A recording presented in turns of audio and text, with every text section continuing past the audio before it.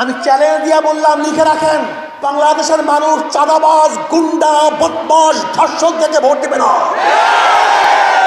ক্ষমতায় যাওয়ার ভয় আছে, আশঙ্কা আছে, তাতেও যদি বিএনপির অবস্থা এই হয়, তাই ক্ষমতায় গেলে কি হবে বুঝেন না?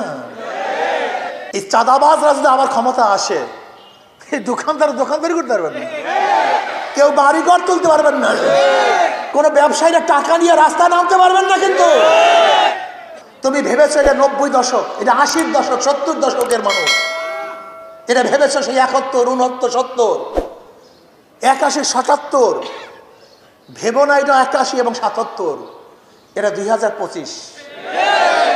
আজকে যুবকরা সচেতন হয়েছে, আজকে সমস্ত মানুষের কাছে মিডিয়া, কে কোন জায়গায় কি করতেছে সবাই দেখতেছে, বলে না, কেউ কিছু বলতেছে না। ওই তোমার গুন্ডামির কারণে, অস্ত্রের কারণে, চাঁদাবাজির কারণে, তোমার জুলুমের কারণে। কিন্তু যখন বুথের মধ্যে ঢুকবে, কেউ থাকবে না, তখন দেখো অবস্থাটা কি হয়। অপেক্ষা করো। ভেবেছ ক্ষমতায় চলে গেছো বিএনপি, দিল্লি বহুত দূর আসছে, সেই স্বপ্ন বাদ দাও। আমি চ্যালেঞ্জ দিয়ে বললাম, লিখে রাখেন, বাংলাদেশের মানুষ চাঁদাবাজ, গুন্ডা, বদমাশ, ধর্ষক থেকে ভোট দেবে না, দিতে পারে না।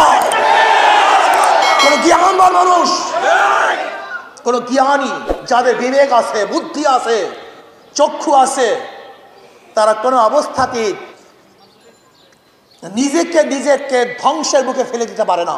এই জনগণ, ভোটাররা এখনো ক্ষমতায় যায় নাই, ক্ষমতায় যাওয়ার ভয় আছে, আশঙ্কা আছে, তাতেও যদি বিএনপির অবস্থা এই হয়, তাই ক্ষমতায় গেলে কি হবে বুঝেন না?